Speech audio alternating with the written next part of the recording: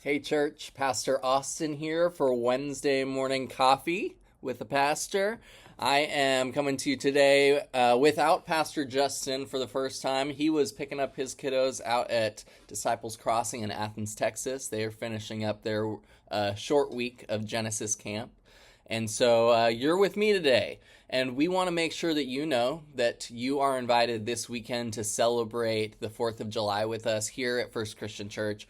We're going to hang out in the parking lot, make some hot dogs, spend some time together, play games. We are going to have a cornhole tournament. And yours truly will be playing in said cornhole tournament. And I'm not going to toot my own horn or anything.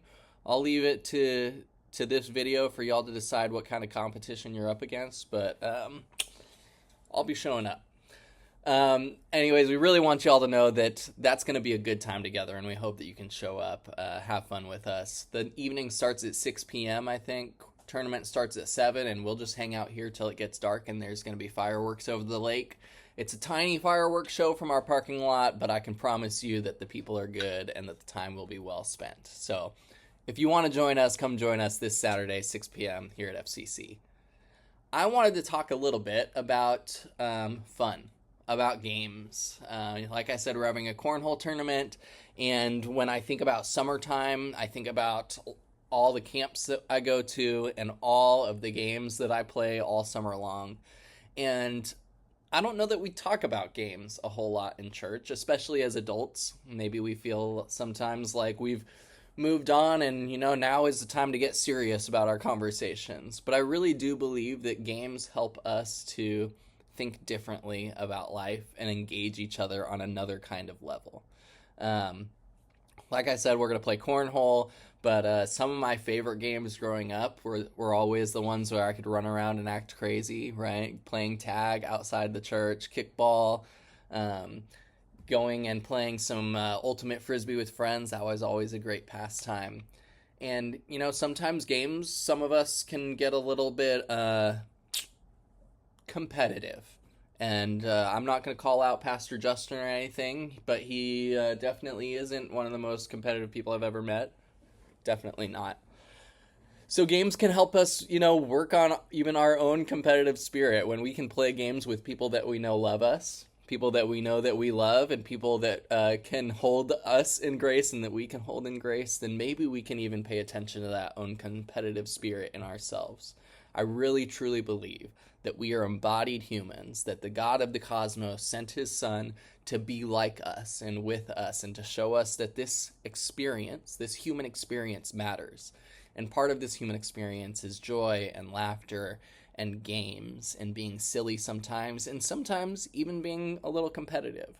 And so I really believe that when we play games as church, as family, as friends, we're finding a way to engage ourselves spiritually than maybe we're not used to, or maybe that we used to do more often as kids, right? As kids, we're used to wondering and thinking about games in life, thinking about possibility. But as adults, those responsibilities kind of add up, and maybe our creativity isn't as engaged as it was when we were kids. So games are important.